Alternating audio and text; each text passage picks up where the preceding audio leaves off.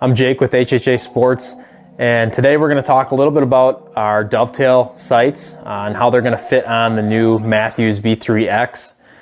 So as you'll see, I have a Tetra Max Tournament Edition sight on this 33-inch V3X. All of our dovetail sights, the Tetra and the Tetra Max, will fit on the V3X.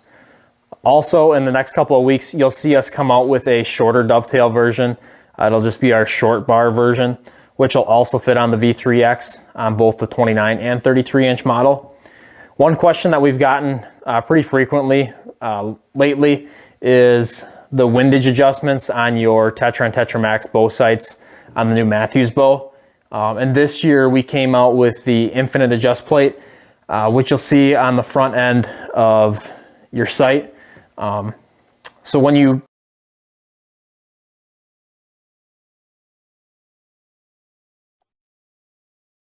All right, folks, thank you for tuning in to another episode of Bucks of America podcast. I'm your host, Jeff Vance, and thank you for tuning in for another episode. Appreciate the attention. Now, this one is a special fun one here.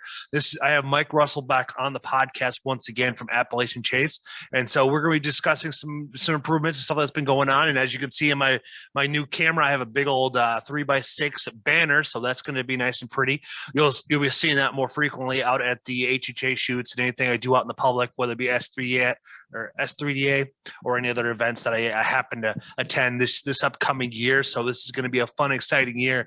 Now, what makes this special is that when Mike was on the last time on the podcast, he actually changed the algorithm for my podcast. Normally I'd be hitting anywhere between 200 to 300 listens. Then with his appearance on the podcast, it set me up over 1,000, I'm just over 800 right now for listens and downloads streamed for his episode alone. But because of that success, everything else has gone upwards from there, which has been a fantastic thing. So I owe appreciation for Mike for some reason the listeners really are attracted to him, and then everything just kind of went from there. So it's been really awesome, Mike. It's like you have set that we're currently have the highest amount of downloads and listens that I have on any of my episodes right now, which is pretty remarkable. That's pretty freaking sweet, man. So how you been, Mike? I've been good. I had a successful end to my season here in Ohio, to my bow season. It was extremely hard. Ohio actually has a really long bow season. Ours runs from September clear into the first week of February. So we don't have as many gun seasons as a lot of states have. We have a week-long gun season. It's a shotgun straight wall cartridge season. We have a 4-day muzzleloader, and then there's also a weekend hunt, which would be just for your shotguns and your straight wall cartridges. So we don't have as many gun seasons, but we do have a super long bow season, which I'm a big bow hunter, so I try to take advantage of every chance I can in the woods. And never did I hunt clear into January before chasing deer, but things ended up working out. I had a deer that wanted to cooperate, and I ended up killing him there at the end of January. So overall, had a really good year. Now, was this your target buck? 'Cause I know back in late midsummer when we first came on and talked about it, you had a couple targets you wanted to get after. Yeah, so my main target buck, who I had 4 years. This year is my 4th year history with him. He actually got killed on the neighbors. Scored close to 170. Oh wow! That was my main deer that I was after, and as crazy as it is, I never got a picture of him the whole year. I knew he was there. I had him in the summer. Okay. As far as when the actual season came in, I never got a picture of him the whole year. Then he ended up getting killed on the neighbors. So I estimated him to be around 8 years old, and man, they say as the older a deer gets, the more their home range shrinks. And, this deer, like I said, I think he was 8 years old, and his home range just went to absolutely nothing. Mm-hmm. He was about a 10-acre piece, and congratulations to the guy that killed him. I know him. He's a really good person. But the odds were against me, like I said, is when his home range shrank down, the odds were against me, and I wasn't able to get in there close to him. But it worked out. I ended up getting permission to hunt another farm, and me and my little boy had went in, and we're actually scouting this farm to try to get closer to the deer that I speak of that had got shot, my main target buck. And I ended up finding the deer I shot this year. I ended up learning a lot about him on this farm, and I found another really good one for next year. So it all worked out. Obviously, we don't own these deer; they go from property to property, and things happen. That is so true. I had a buddy of mine, my roommate. He shot a doe this year, and he shot it. We were on public, and it jumped to private and stuff like that. But we had no solid trail bloodline to follow, so I think he shot her far back. So she went to the coyotes, which is all right. I ended up shooting a doe, only one doe this year, but it was still a lot of fun. It was probably one of my most interactive years besides last year. But this year was like I saw a lot more bucks than I ever had in the past. Like one day I had 8 bucks pass through me or pass around me, all around me, and I was just in my just a makeshift tree stand type scenario, which is like kind of like a couple of boards in there. And I had a couple of those. I watched them wake up that morning, and I saw 6 bucks. A friend of mine saw another buck, but then what really put the icing on the cake was that I had this monster. I swear at least 160, 170. And you could tell he was definitely an older buck, because what he ended up doing is when I bleeded him in, oddly enough, in the first week of December first weekend. And I knew which way he was coming from, but I wasn't quite sure where he was going to come at between them, because I'm only off I'm only down, like I kind of, I hunted about 30 yards in and about 20 feet up. And so it's like, it's kind of tough to figure out where he's going to go, because it was like I was patterning him to come down about 30 yards further to my left than I expected. Well, he ended up coming up behind me off to my right. And when I watched him come through and watched him go down underneath this brush, it was just remarkable. And it's like he came in my right side, and it's like with the right-handed bow hunter, it just doesn't work that way. It's like almost kind of wish I had one of those gearhead bows where it's pretty much practically ambidextrous, but it was the only way I'd be able to do it. And I tried getting him to stop, and as I'm trying to turn around, stuff like that. The unique thing, what I learned from him, is that he didn't wheeze at me. He didn't run off. He didn't stop. He just knew that. So I think he's been shot at once before, but he knew that based off of my positioning, he knew it was like, I'm fine. He just kept on walking. That's it. It was like, that was crazy. And then a few months earlier than that, back in, I think it was October, I had a little basket 6. My buddy and I were sitting on 2 different pieces of the property there over here in Wisconsin. And he says, like, I see something, but he was like almost like 400 yards away, but he just happened to be because, he was bored. So he was just taking his rangefinder, and he says, like, hey, something's moving towards you. And sure enough, I had this little basket 6, and that 50 minutes was a lot of fun. I'll tell you what, because he came down on this fence line. And I was ghost blind up against this big oak tree, watched him walk on down. I heard him too. I just kind of remained still and thought I had this protection of this unique bush. But he when he came around the bush, he saw himself in the mirror because he used the ghost blinds, and that's where the fun began. It's like it was over 50 minutes, but what was the most astounding thing is that he walked behind me. Then once he got completely out of sight of me, then he comes back around again, because it's like, well, I don't see him because I did a pretty good job of profiling myself behind the oak tree. So this way, if they do come around, I have an opportunity to shoot. But he came in on my wrong side. He came on my right side instead of my left. So it's like, you got that. What ended up happening, though, is like when he finally, after he came around and came back around again to the front of me, he decided to hop the fence. That's why he just, like, about 30 yards, you could just hear him wheezing all the way down, just constantly just blowing air. Then not even 5 minutes later, he shows at 50 yards out. Comes across the fence, and the staring contest comes again. He's like, you're still there. It's like, what's going on here? And you watch him creep back and forth. And I basically had to sit there until nightfall for him to get back on in there. Never saw him again, but it's tough to say if he, I haven't seen him on any of my cameras, so I don't know if he survived gun season or not, but that was a fun experience, man. So tell me about your late season buck here, man. Yeah. So this is a deer. I started getting pictures of him last year, and estimated him to be 4.5 years old at the time. He was about 130 inches. I had split brow tines on one side. He had splits on the other side. He actually had 3 different splits on that side. I knew that he had potential to turn into something, and my main goal when I had him on camera last year was just maybe more or less to try to keep him alive. He was running across onto some other farms that were being hunted. I actually had one person that was hunting on a neighbor that was sending me pictures of him. So he had been taking his little boy out, and I would have been fine and happy if his little boy would have shot that deer. But yeah, that'd been awesome. Mm-hmm. He ended up making it. Through last year, he showed up on my cameras this year in July and was hitting my mineral sites. So he's a deer that spends a lot of time on the farm that I hunt on.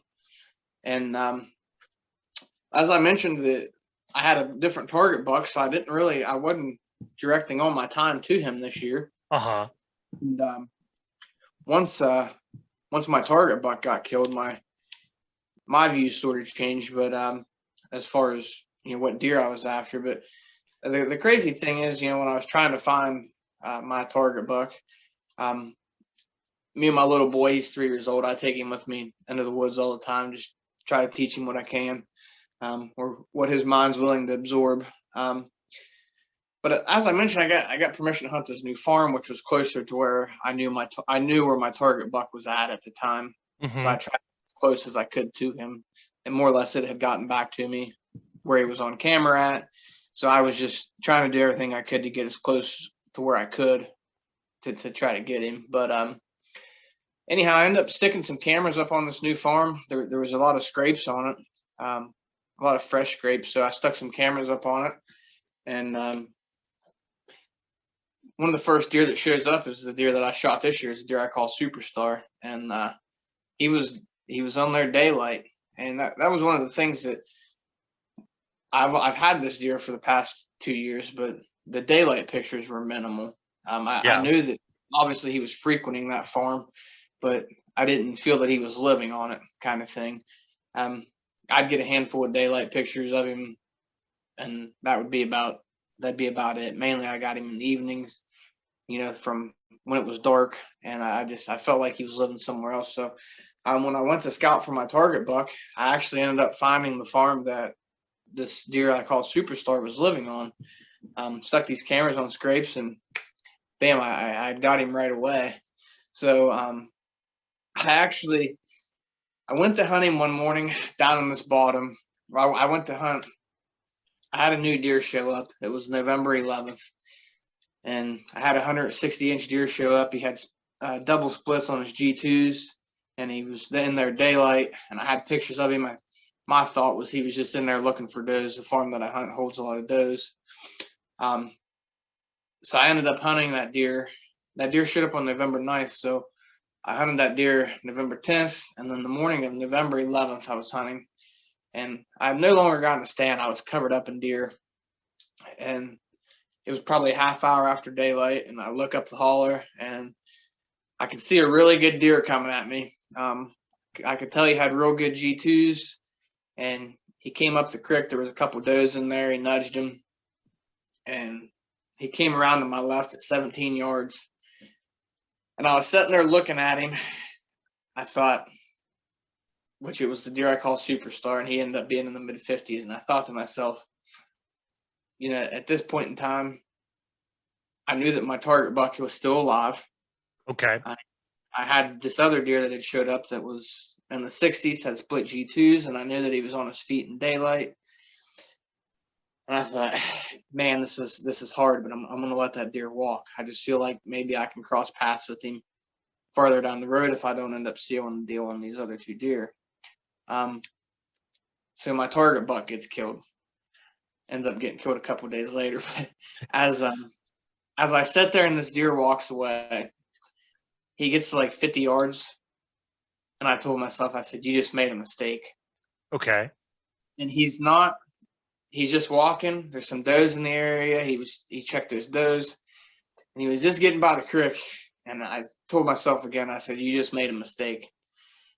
I was like, I got to get that deer back here. I have to shoot that deer. Like, if I don't shoot that deer, like, somebody else is going to kill that deer. That's a really good deer. And I grabbed my grunt tube, and I grunted at him, and he stopped. And he looked back, and I could tell that he just knew that maybe something wasn't right. because he gave a look back for probably 10 seconds, and then away from me he went. And I thought to myself, what'd you do that for? And then, as I mentioned, 2 days later, my target buck got killed, and then I was really beating myself up. I was like, you made a really big mistake there. So I reverted to this farm where I had Superstar Daylight on those scrapes, and I had him walking through some transition zones daylight. I could just tell that he was comfortable in there. And the thing with that particular farm is Ohio is a baiting state, and every farm has corn piles on it. I mean, everybody baits deer. If you don't bait deer, you can't keep them on your farm. Then they're whoever is baiting, that's where they're going to be. Well, this particular farm that I was getting the daylight pictures of, nobody was hunting it, and there was no bait sites on it. And it was to see these deer walk across this farm versus other farms, knowing that there was no corn, no bait sites. They didn't feel any pressure. It was just, as a bow hunter, it was so cool to see these deer actually be deer, because the amount of people baiting in Ohio is insane. So it's the effect that baiting has had on deer movement is, I can't even put into words. Deer movement in Ohio is based off of corn piles. I mean, that's the gist of it. And every deer that comes into a corn pile, they're scared to death. I mean, that's the gist of it. These deer come in and they are scared to death. They understand what the heck's going on. And, I hunted that farm. I was hunting scrapes, and these deer were coming right by me. They didn't have a worry in the world. And I was down in this bottom hunting where I had Superstar on a scrape. And this would have been probably toward the last week of November, I want to say. And about an hour before dark, and I see a really good deer coming out of the holler into this bottom. And I immediately knew who it was. I knew it was Superstar. So I got my bow ready, and he gets in. There's this little field down in this bottom, and I had my stand in this small patch of trees. And he comes into this field, and I thought he's going to come right by me. I'm going to shoot him at 15 steps. And he came into the field, and he got about 80 yards away, and he stopped like he's seen a ghost. I'm like, man, you've got to be kidding me. I think it was my thermals. The wind wasn't bad, but I was hunting the bottom. And the big thing in hill country is you might have an east wind according to your hunting apps or according to the Weather Channel. But when you get in your stand, you'll have a west wind or a north wind or a south wind. And I don't know if maybe the wind started swirling, but he sort of hit a brick wall and he turned around. He didn't blow or anything, but he knew that there was something that wasn't right. Something was there that shouldn't have been. So, this is my second encounter with him in 1 month. And I'm telling myself at this point in time, you can only blow so many good encounters with a mature deer before you're done. You're just not going to kill that deer. And I was beating myself up over it, and I was trying to find other deer because I was thinking, man, I really screwed up. I reverted off of this farm. It was a good farm for the rut, but the guy that owns it, he runs his cattle on it. There's no crops or anything like that. He wanted to keep it where there was no baiting or anything. So I reverted back to the farm where I had him early season, where I had him in the summer. And I knew once the neighbors had got their corn cut, and after gun season had passed, gun season's pretty hard on deer here too. So when I knew that during the week of gun season, it happens every year, everybody goes and pushes the neighbors off, and they end up coming onto the farm that I hunt, which I have sole permission to hunt. It's 181 acres. I don't gun hunt, and every year the deer just pile in there when gun season rolls around. They do deer drives. So I was feeling like that deer was going to come back in, and that's exactly what he did. During that time, I had another good 8-point that was on camera. So I don't want to say I was hunting the 8-point over him, but I was sort of hunting them both. I told my buddy he was helping me out. I said, whatever deer comes in first is what I'm going to shoot. Then the 8-point got killed in muzzleloader season. I had actually seen him the Sunday of muzzleloader season. I went out to that farm, as I was driving up the road. He was standing 100 yards off the road, snow-covered bank, and I was like, man, that's not good for a guy that, somebody that comes by there that's in the mood to poach a deer. So I went up through, and he worked his way back out around to my stand where he wasn't by the road. And I went in there. I hunted him all afternoon, all evening. Neighbor ended up killing him that evening. I heard the gunshot go off. I actually helped him drag him out. So, at this point in time, I'm really beating myself up. I've lost 2 good deer. And Superstar's still walking around, and he shouldn't be. He was walking around because I made a mistake and didn't shoot him when I had him at 17 yards. So he became super sporadic. I would get him daylight once every 2 weeks. And you know how it is with deer hunting. Like, when you get a deer daylight once every 2 weeks or every 2.5 weeks, it's hard to go set. I mean, if that deer's coming in and you're getting him a couple of times a week, you feel okay, but it was just hard to go set. So I took some time off. It got into about the 3rd week of January, and it started getting frigid. Snowfall, just bad weather overall. And I knew where there was a big bedding area on this farm. I picked a bunch of sheds up out of it last year. And I went in, poured probably 200 pounds of corn out. I poured some sweet feed over it. And wouldn't you know it, the first deer that showed up daylight, the first buck, was Superstar. Oh, that's awesome. I thought, man, you got to be kidding me. So I sent a picture to my buddy. He's like, man, that's wild. And I'd never, ever had that deer on this side of the road that I had him on. And he was only running probably, according to my Onyx maps, from the farthest points I had him apart was about 0.7 miles. So he wasn't covering a lot of area through the fall and winter per se. So I went in. We had a span of just nasty weather, but weather that you want to be hunting a deer in. So the first night I go in, and I had another deer show up that I hadn't had pictures of since November. So I was doing the same thing. I told my buddy, I was like, whichever one comes in, I'm going to shoot. They're both good deer. They're mature deer. So the first night I'm in there, it's a deer I call Lefty. I wasn't in the stand for an hour, and here comes Lefty out of a bedding area 200 yards away. And, at this point in time, I could tell that he was working this bottom, and he was going to come right up to me. And Bucks being Bucks, he took his time. It took him like 2.5 hours to walk 200 yards. It was just, he moped around. He had a little buck with him, and he ends up working his way up in front of me. And hunting bait sites, they bring the deer in, but man, you got so many sets of eyes on you that you can't move. And Lefty comes in to 10 yards, and he's right in front of me, and I got my bow, and I couldn't move. I just couldn't move. He actually stopped in front of me, looked up at me. He didn't know what I was, but he knew I wasn't supposed to be there.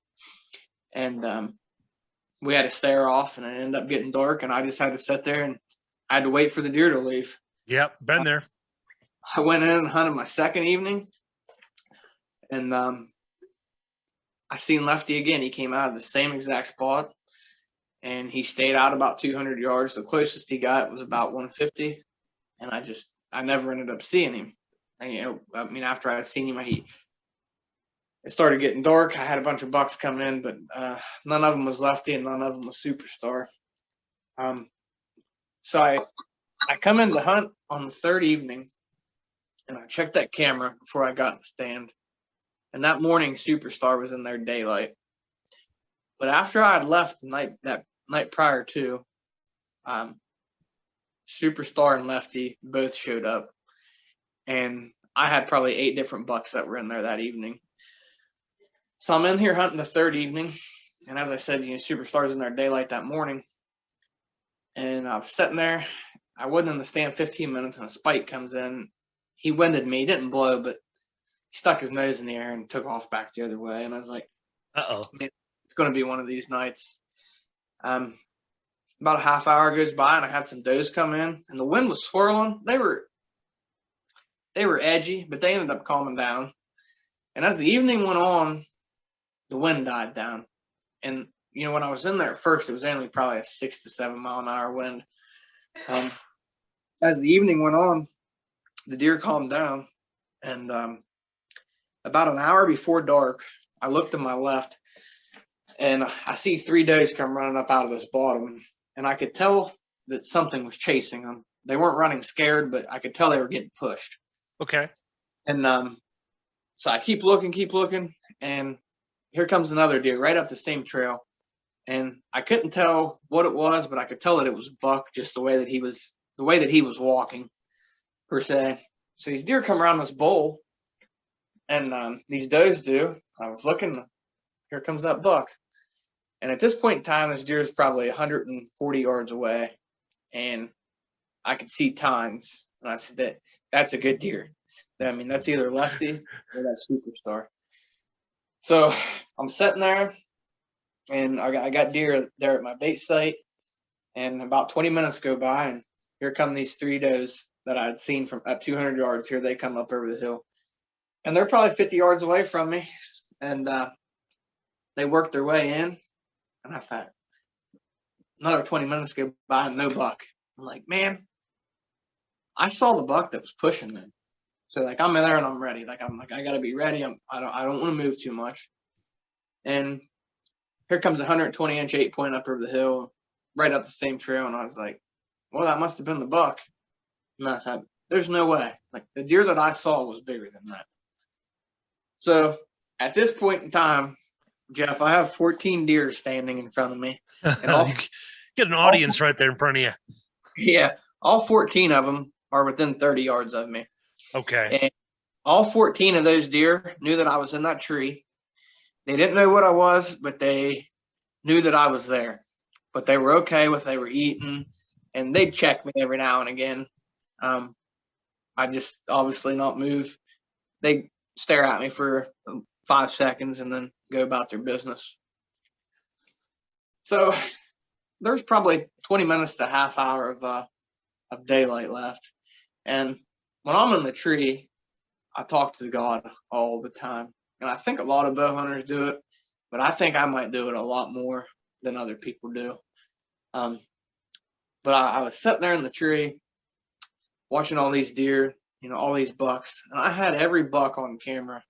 I had every buck in front of me that I had on camera, except for the 2 that I wanted to shoot. So I was sitting there, and I just closed my eyes and I said, God, I know this might seem like a lot to ask, but I feel like I've put a lot of time in this year, and I feel like I've paid the price, and I feel like I'm very deserving to kill one of these deer.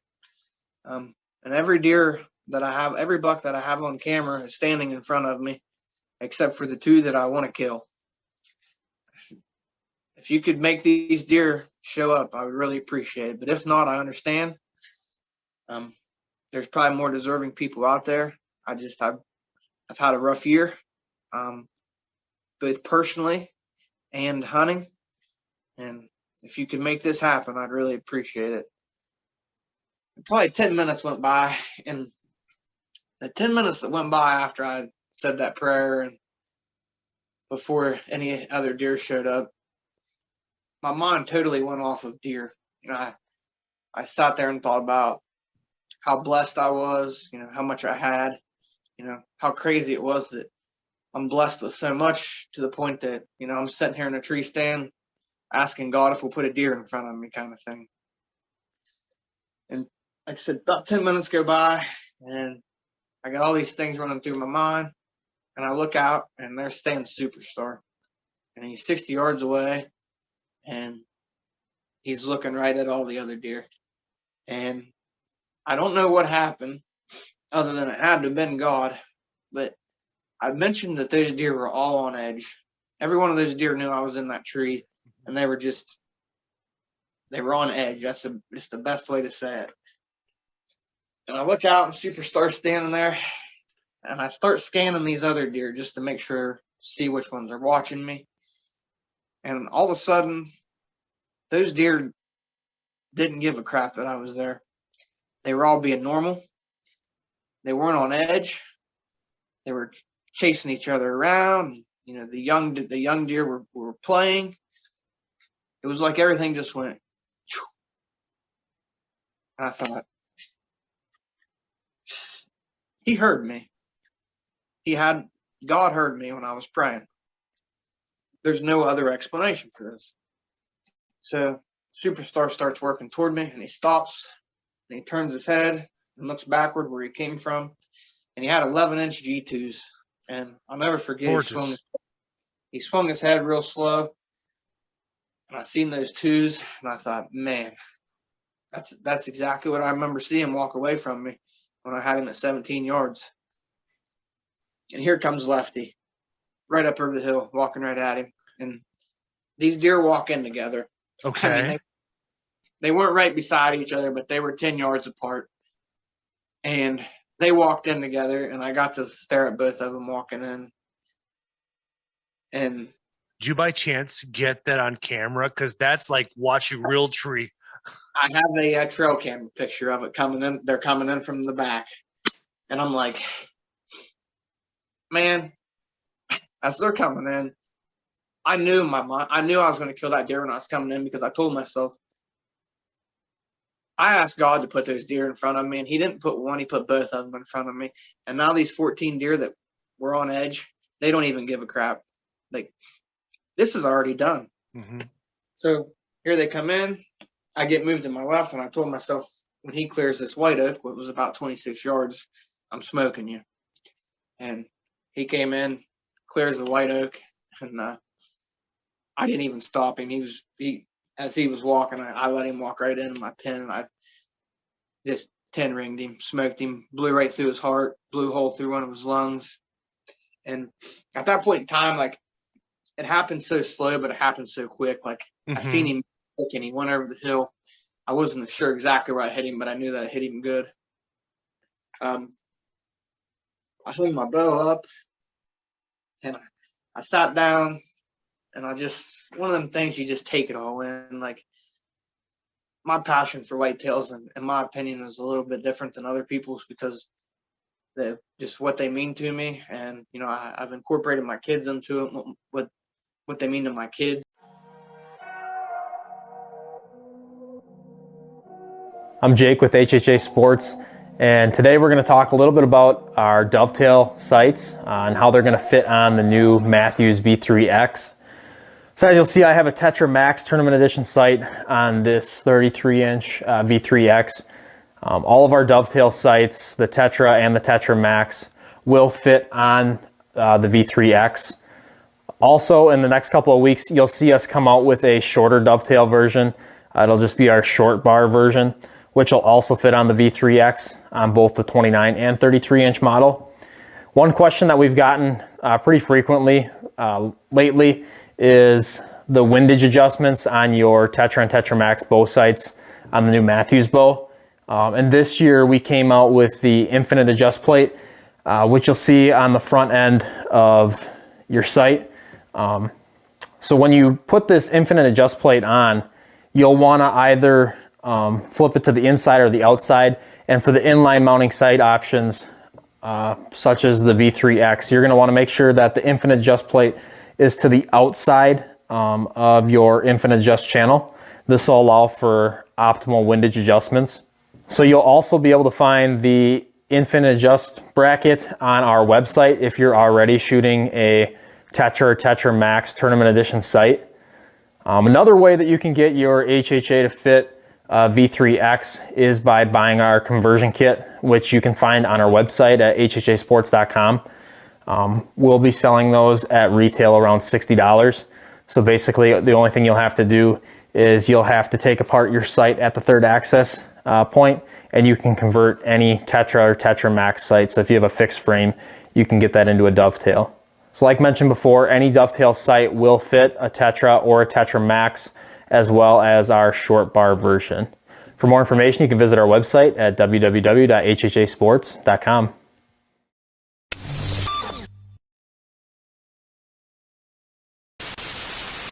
Specifically my son, and it was just crazy. You know, I hope I can tell the story to more people than just you. That, you know, sat in the tree that night, and it's easy to say what you're not blessed with or think about what you don't have. But, I was so blessed that I was sitting there praying for a deer, and just the way everything changed, from the deer being on edge to the deer not caring to, the wind stopped.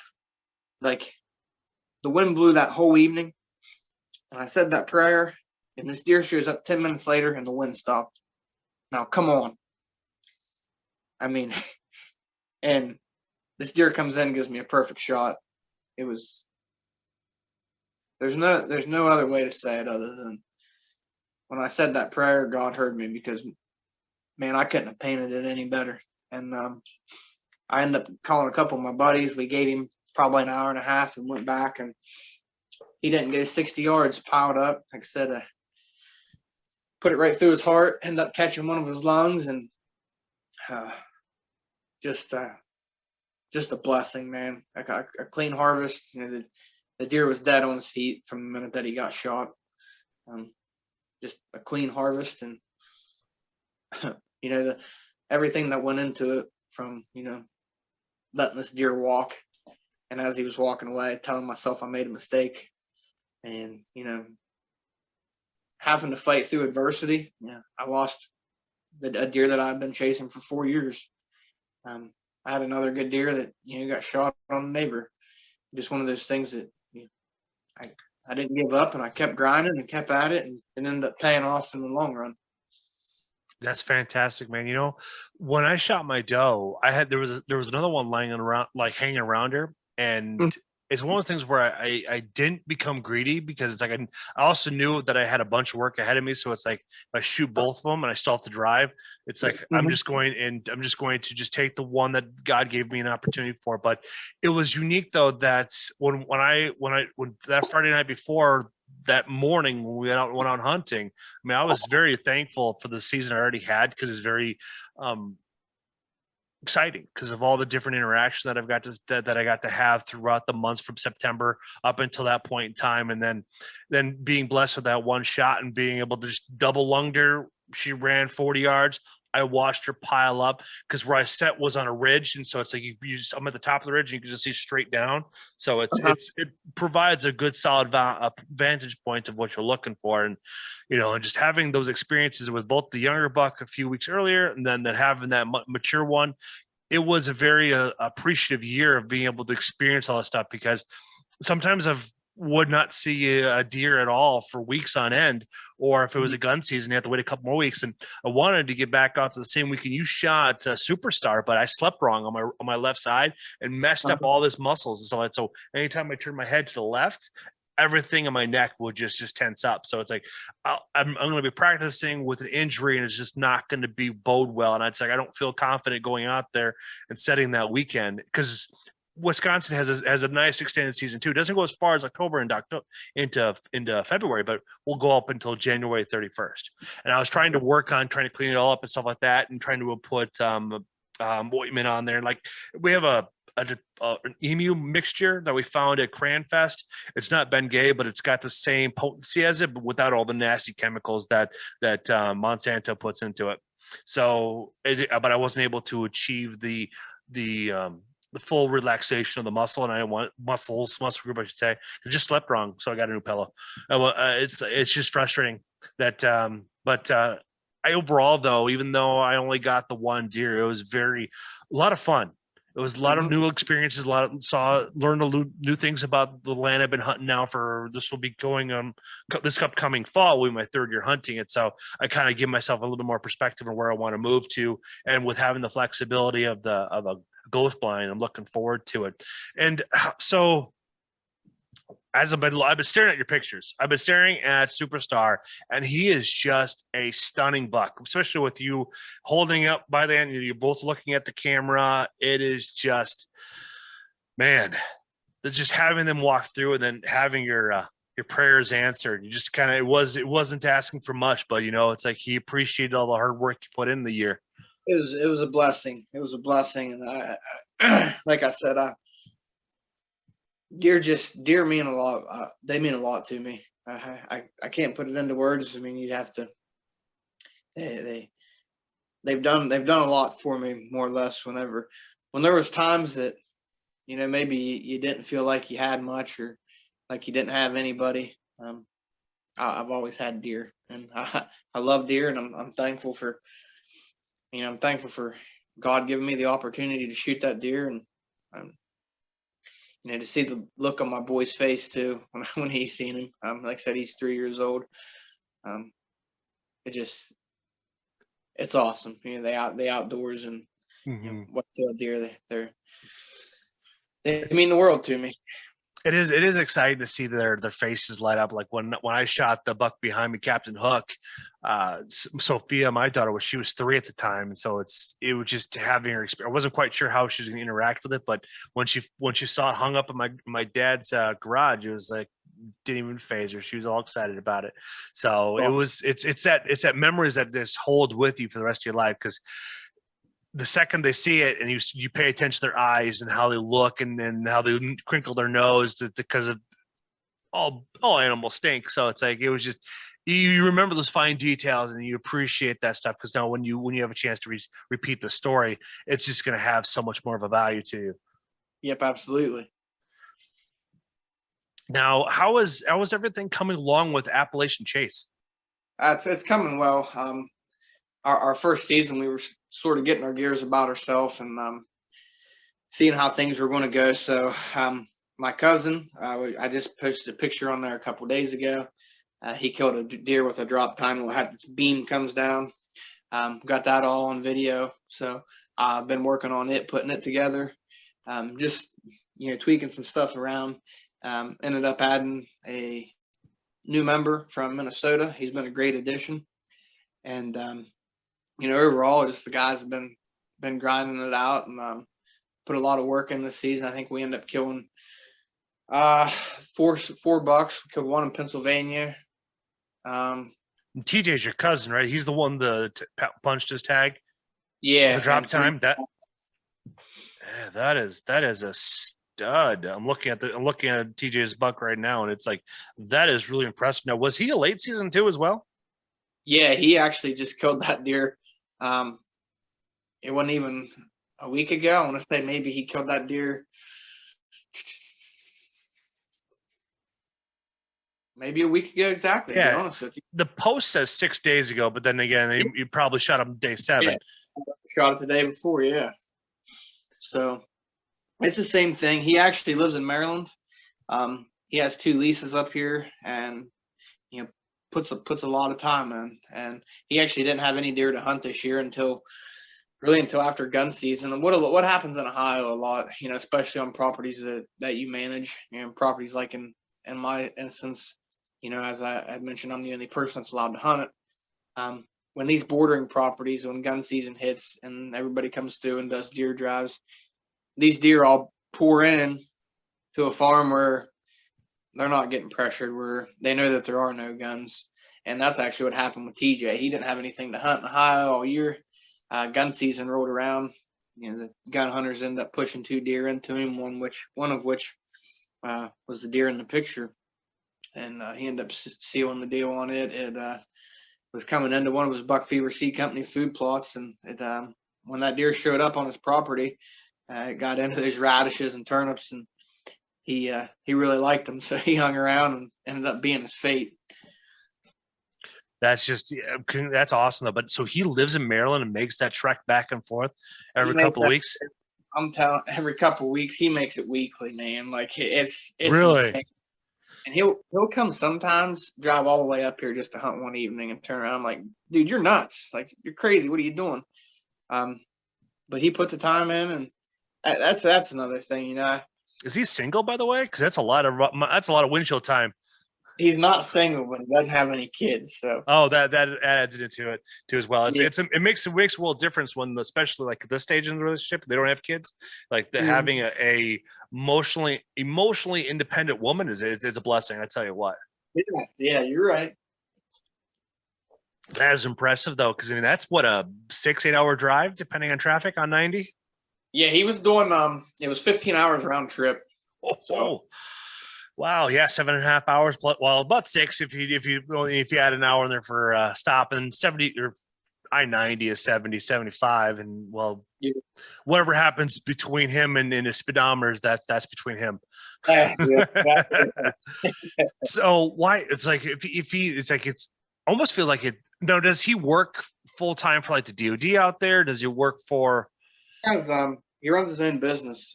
He does pools, landscaping, hardscapes. Okay. But the main thing that he does is he installs pools, and he's got a unique story. Maybe you can catch up with him sometime. I don't want to tell a story on his behalf, but he's got a unique story that more or less where God came into his life and got him straightened around and for the better, and it ended up turning to where he was able to start his own business, and he's able to have fun and do stuff like this, chase big whitetails in Ohio. That's fantastic. What we could do is because I've had multi-guest on my podcast, like the guys from the crew, I should say, from Unforgotten Trails. They're based out of Ohio too, as well, oddly enough, in Pennsylvania, and so those guys are great group of guys, and so we had all 6 of them on there, and it went really well. Everybody had a chance to talk, and I addressed everybody, and we had one guy that was the punchline, so that was fun. It was all around a good conversation. I'll tell you what, we could even set that up here one evening. We could get everybody together and get them on here, or get a handful of us on here and talk deer. There's a couple of the other guys that can cook. I can't cook. TJ actually, I'll tell you why he'd be a good one for you. Prior to him starting his own business, he worked at a restaurant down around Ocean City, Princess Anne's area, and so he knows a little bit about cooking and whatnot. So he may be your guy. You can talk to him about food and deer. Oh, that's fantastic! Yeah, the addition of doing the cooking episode is something that has been a kind of a blessing in disguise, because it's been really gaining traction ever since your episode way back last fall, or last mid-year, and it's like, who knows, things could change. That's why I mentioned, like, last night, if your wife has a recipe, she can always come on too. But if she's not the one that like you did, do you just primarily just do ground hamburger or something, or? Yeah, so I have a ton of jerky in my fridge right now. Jerky. Okay. I make a lot into jerky. Then I ground most of the other stuff in the burger, and we use it in our spaghetti and everything else, kind of thing. So, nice. I got my own dehydrator here, and then I'm able to grind it up. I got a nice grinder and everything. So I can do everything right here in the kitchen, and makes it easy. It's rewarding, just to eat what you hunt. It does make an additional to it. I haven't had a necessity to buy a grinder yet, because one of my good friends, he comes up, and it's a good reason he'll bring his grinder up, and we'll grind up whatever we have and just drink some whiskey and call it good. So I haven't had the urge to pull the trigger yet. I'm also been looking at getting a smoker to kind of replace my old roommates and go ahead and like just kind of get into that game, because I love cooking food. So as everybody knows, so that's pretty fun. Now, with your whitetail series, then do you guys coming up with doing this as a series, educational thing, or how do you guys do your content then? What do you direct? How do you direct it? Yes, I want it to be in an educational standpoint, to the point that I want people to not only tune in on the fact that they can tune in and watch some good deer hit the ground, but they can tune in and learn.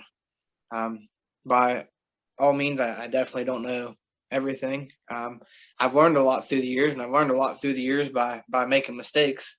I always said, my first bow kill was actually in, I believe, 2010. And I joke about it because looking back to 2010 from now, I knew enough to be dangerous, kind of thing. I don't per se, I didn't know enough to, go out and hunt a deer for an extended period of time and be able to seal the deal on him, because I was able to find him in a transition zone, blowing open a scrape at this point in time, because I had all my notes wrote down. But I knew enough to be dangerous. I think I spooked more deer than I killed, kind of thing. And yeah, we've all been there, especially in the beginning. I like to replace mistakes as learning opportunities.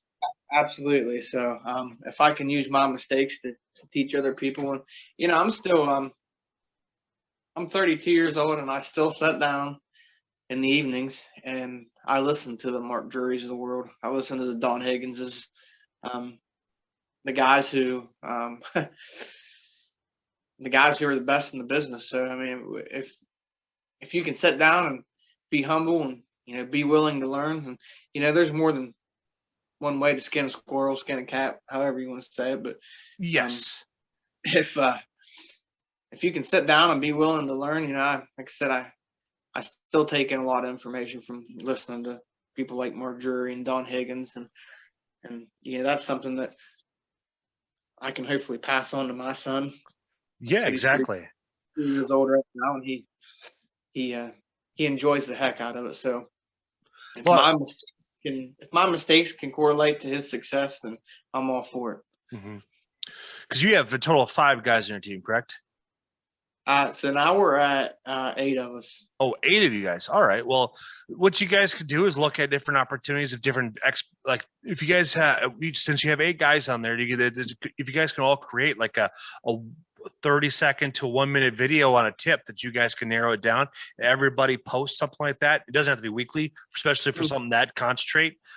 That's some of the way to develop that content and stuff like that, to provide that education. Even if it's something that you're reading from, like Mike Drury or T-Bone or any of those well-established hunters, it's like providing that knowledge is like they may have not heard it yet, but it's like you provide them that information, just a way to drive that technology. The thing is, like, the unique thing is, like, people have been moving away from like YouTube and moving to TikTok because of the short attention span. And the downside is that in our world we have to use some alternate language to be able to do it. It's like you can't post something that's been harvested online on that platform, but on Facebook or on Instagram, it doesn't matter.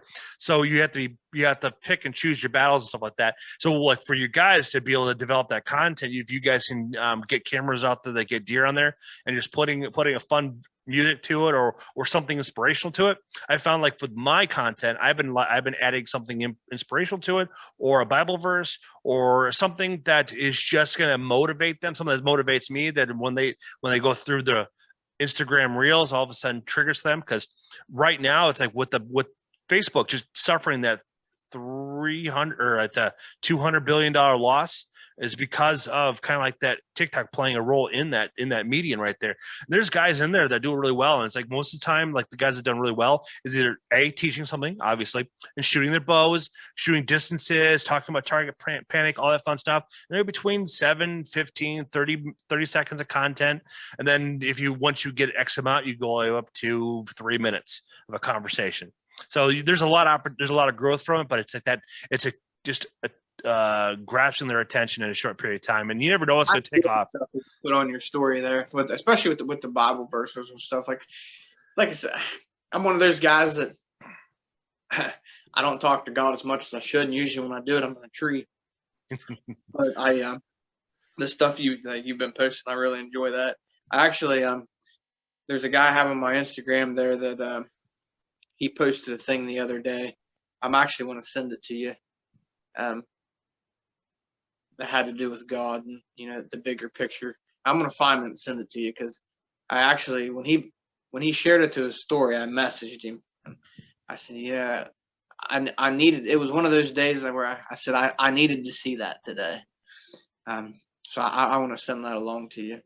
I'd appreciate that. Yeah. Cause, I got the chance to, like, I made a post here with Joe Rogan here today, and it's like on all my platforms, it's not really blowing up, but the people that need to see it are seeing it. And so it's one of those things where it's like, I met him before I started doing the podcast, but he's a superstar now, ain't he? What's that? He's a superstar now, ain't he? Oh yeah. He has reached, international fame. The government and the sheep of the world, they're scared of him. They're petrified of him, and that's what's going on. That is what's going on in the magnifying glass that's on Joe Rogan, because Joe Rogan doesn't care, and he's telling America what America needs to hear. And the biggest thing is that he's got a very large audience. I mean, one of his episodes will bring in between 8 to 11 million listens, where CNN can barely bring in 1 million people to watch one of their nightly shows.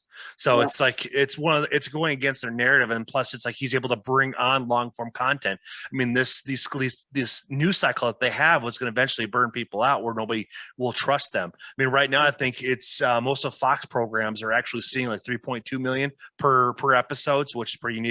But this censorship and this is pretty astronomical, especially when Brandon has a chance to notice him. Is pretty big. But this burden falls on all of us. So I was looking through my Bible app, and I found one from Numbers chapter 11 verse 17. I will come down and speak with you there, and I will take some of the power of the Spirit that is on you and put it on them. They will share the burden of the people with you, so that you will not have to carry it alone. And I thought that was very fitting in this scenario right here, because we all carry this burden of it. And it's like, with what's going on with the big trucker caravans going on there now, I'm starting to see Bloomberg and Business Insider and all the deep state. They're knocking it. They're trying to make it something that's very violent, that's not, or very graphic. And even with the GoFundMe page. GoFundMe took that down, but they didn't take down the people that caused $2 billion worth of damage, or anybody that, or even the George Floyd situation there too. I don't know if you saw us, but you see that earlier this summer that George Floyd, his mural got struck by lightning because people honoring him like a false idol. And it's like, that right there doesn't tell you God doesn't exist. That's pretty proof. It's right there. So the proof is in the pudding. It's a false idol. And it's like, he wanted to make everybody know this is not something you worship. Yep. God's real. That's there ain't no doubt about it. I can testify to that after what I seen, what he did for me there a couple weeks ago. So. That ain't the truth, and it's unique that we're starting to say this. And I'm trying to get my other friend Brady back on, and he does cryptocurrency, and this is where cryptocurrency can rise up in the play, especially like if you want to donate to the caravans to help them pay for the diesel and their gas or whatever they're using to maintain this protest, this peaceful protest. Keep that in mind. Is that so this way then it can circumvent both the IMF and the World Economic Forum, and that money can get to those truck drivers to keep this thing going. Because what's going with, like, I don't know if you heard this, but a couple of weeks ago, the European Union Parliament removed all of the restrictions, removed all of it, because there is a program or project called the Nuremberg Project 2.0. And it's gained so much steam that they had to, otherwise it's like we're going to see a lot of politicians hanging from the gallows again because of the violation of the Nuremberg Code. And it's because we don't see the coverage here. That's all the coverage over there is going through TikTok, because it's there's so much information they can't take it down. But it's like you're seeing hundreds, if not thousands, of people in the streets peacefully protesting. I mean, I've seen the walled or streets just filled with people, and nobody's looting, nobody's burning shit down. So it is quite remarkable on what they can do now, which is helping the people in Australia as well, and just kind of spreading that love. Amen, brother. Because it's like, especially overseas, it's starting to hear more stories from the Middle East where people are converting from Islam to Christianity or Judaism to Christianity.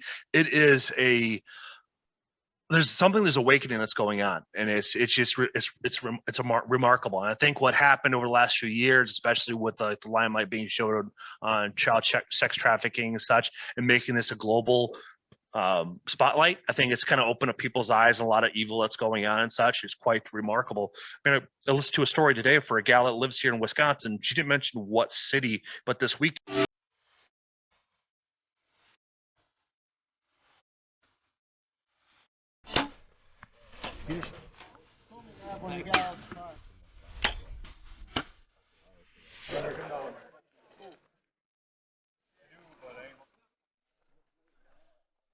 Cool. Yeah.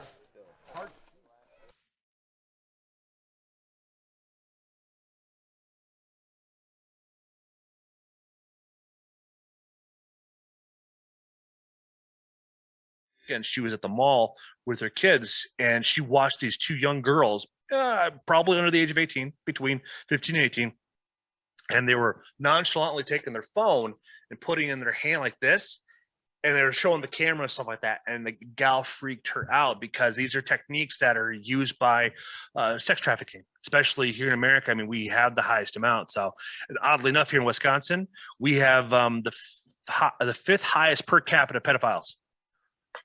Wow. Yeah, it is ridiculous amount about how many pedophiles that live in the state.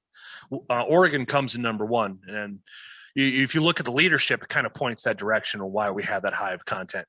Well, Ohio's not even on there, which is a good thing. Good thing for me. Yeah.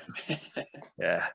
So what are you guys going to be doing this upcoming? Are you guys doing any like I know East Coast Trev from the East Coast Post Hunter, or he does Trav does he just got done doing a squirrel hunt, but it is going to be going into doing a nationwide coyote hunt.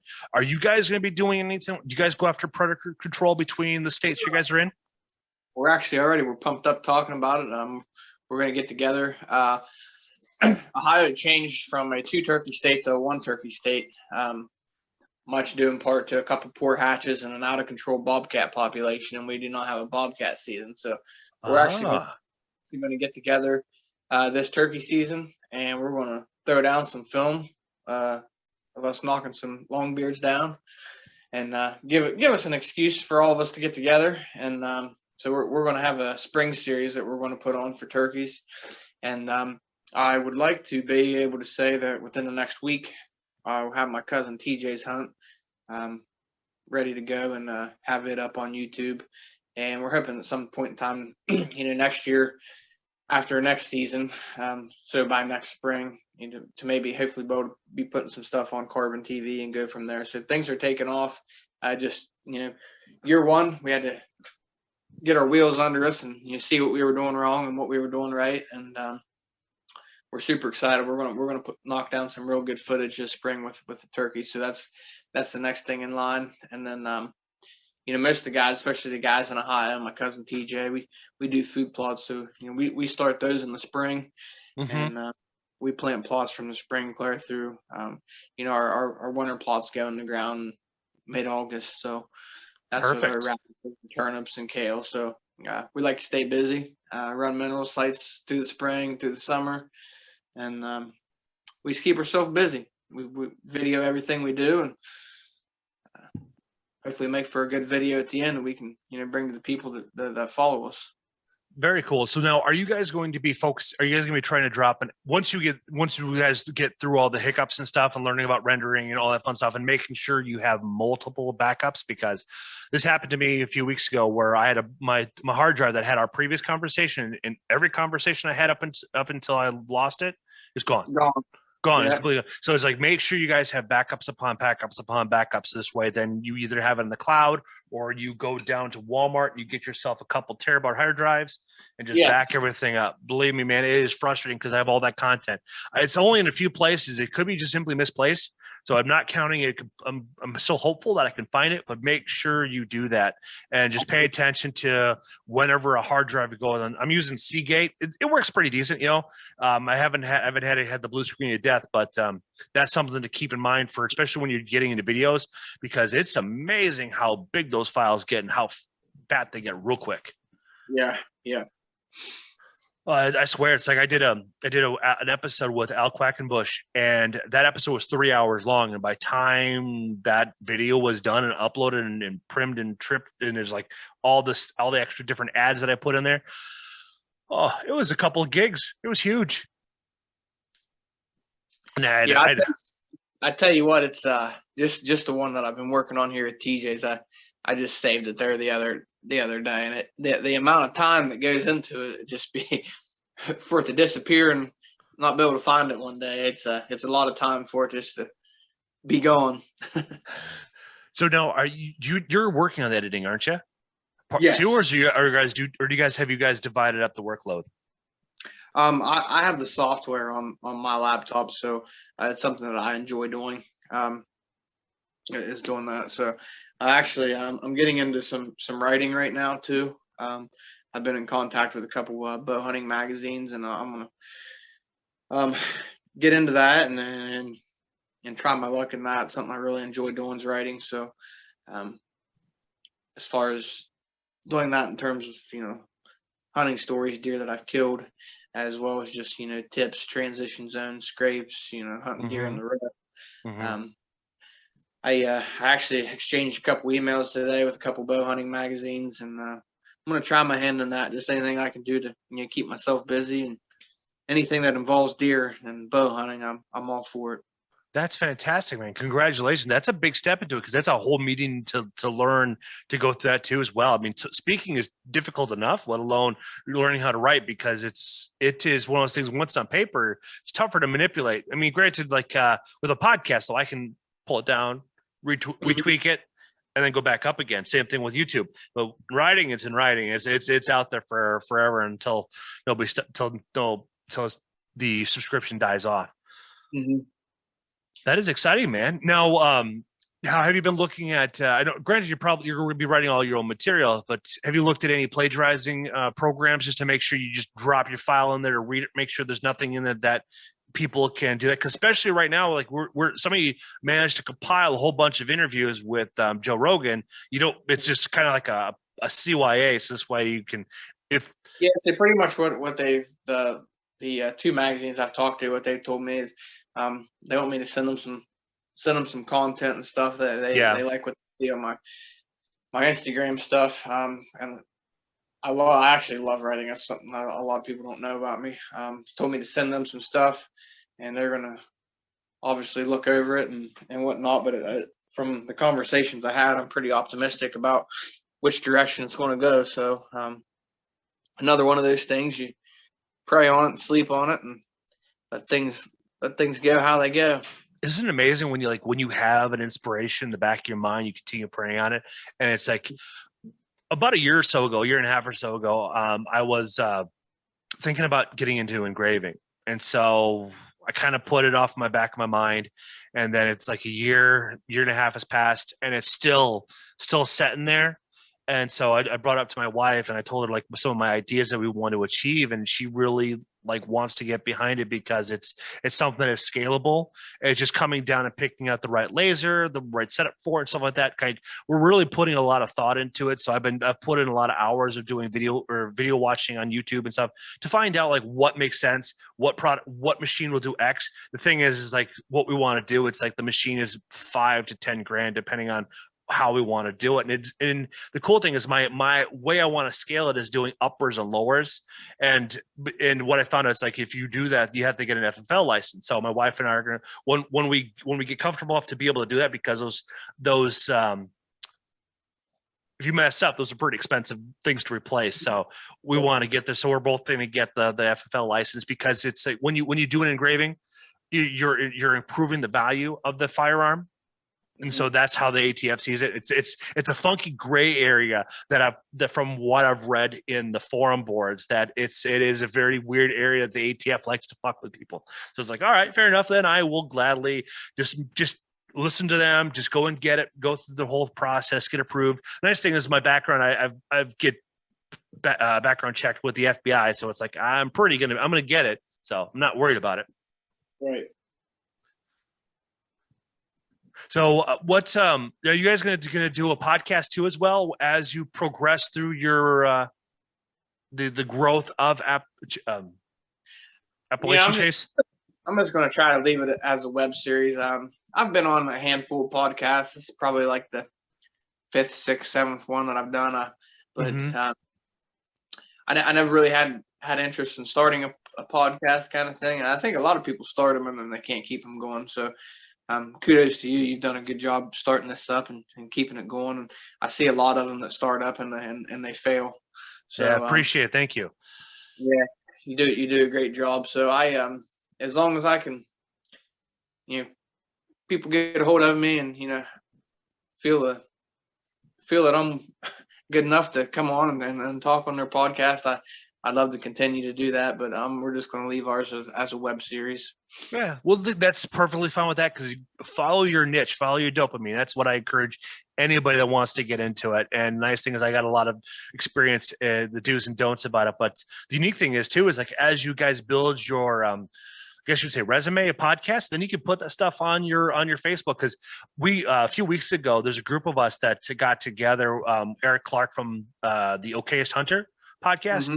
He put together like a meeting of the minds between 6 of us, and all we do is talk about distribution, streaming, advertising, like things that can help us all work out, because we all have the solid foundation we want to collaborate with other people, because collaboration, because it's like we're not here to bank enemies, we're here to collaborate, and that's where the key to success. Because if we all succeed, then it's just a big win and stuff like that, and we all talked about our dreams and what we wanted to achieve and such. And it was a really, really good conversation. It lasted, I don't know, 2.5 hours.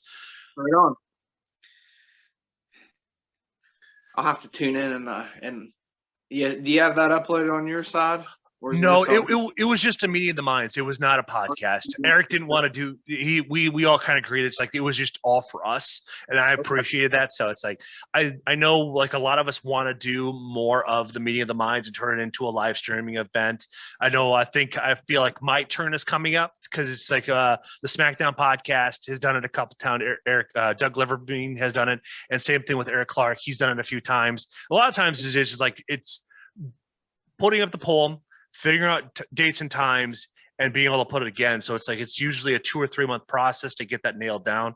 So the nice thing is we all use similar products to be able to get our stuff up there and out there. And then one thing I found out too is with Zoom, you can actually, if I were to make you, Mike, a co-host, you can actually record the podcast too. So this way, instead of me trying to send you all the material, I can just you can just hit record at the same time. We record everything, and you have a copy of it. I have a copy of it. We're good to go.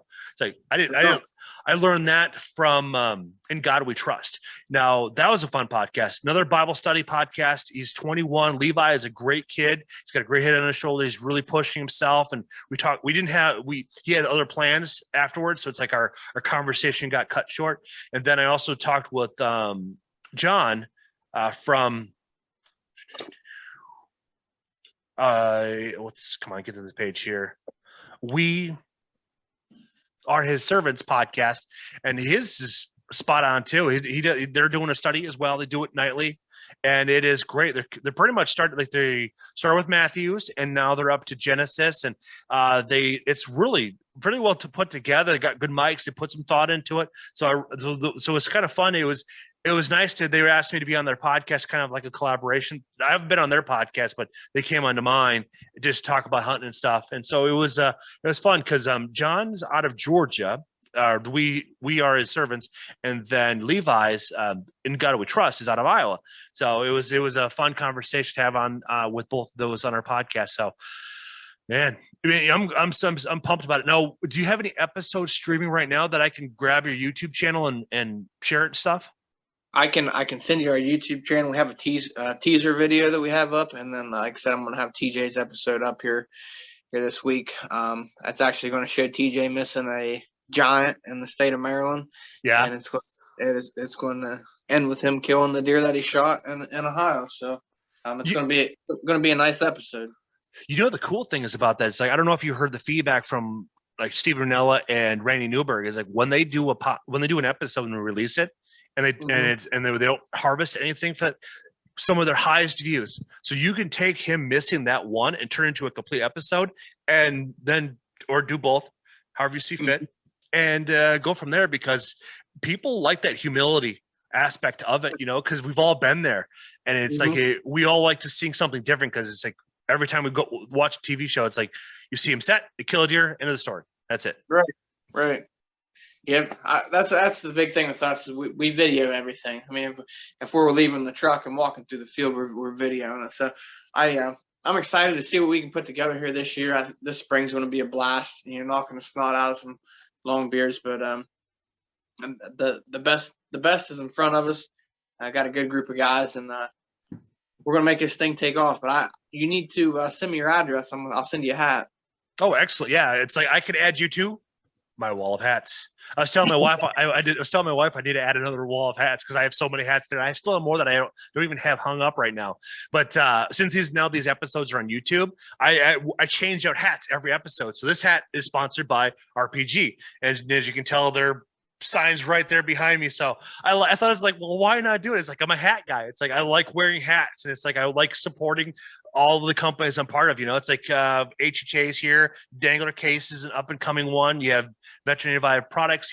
Matt is going to be on next week. We're going to be talking about all of his new broadheads. He's got a couple of head choppers that is releasing this year that are really unique design. They're more aerodynamic, a little bit longer range instead of the normal 20 yards with the guillotine, but they're coming out with some really cool stuff. I had a lot of great feedback from a lot of different from folks that have been using them. So, and he lives there. Their company's based out of Texas, so they get to test broadheads year round. So, which is the cool part. Okay, right on. So I'm really excited about him because he gets really passionate about it. It's just redneck engineering because he taught himself aerodynamics.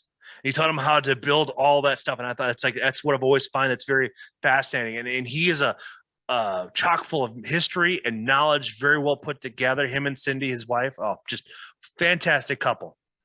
Right on.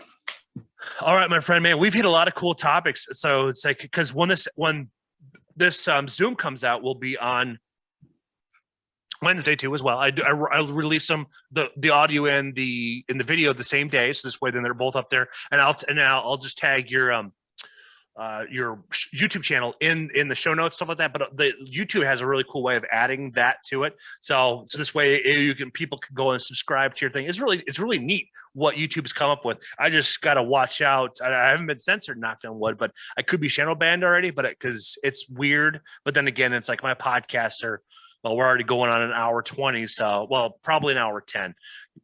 So we have that aspect there. So it's like, it's something that everybody, you have to be motivated to watch me. Hey, I'll promote the heck out of you, brother. Yeah, appreciate it, sir. Well, so they can find you on Instagram, and where else can they find you? My Instagram handle is mrussell1105, and the Appalachian Chase Instagram would just be Appalachian Chase. So you can more than welcome to shoot me a follow request on both. I'll get you approved, and come along for the ride. It's going to be a fun spring. We're going to get episodes out pretty quick in the spring, and then we have big plans for next fall, and more ways than one. We're going to have, I know a couple of us are going to have some Boone and Crockett's to hunt, so we're going to have some slammers, and we're going to bring it right to your living room. Yeah, I'm hoping the buck that I saw this past December will show up again. I don't know yet, but we'll find out. But I want to get in touch with the guy over there from Minnesota, and just because if he lives close enough, it's like Minnesota, Wisconsin season is the same length, so it's like buying a Minnesota tag is like $180. So it's like it's not that big a deal. So I'm all down for it, man. Anyways, thank you, Mike, for coming on your podcast, sharing your story. We got to talk about a lot of powerful things today. So thank you. I appreciate you having me on. Take care of yourself.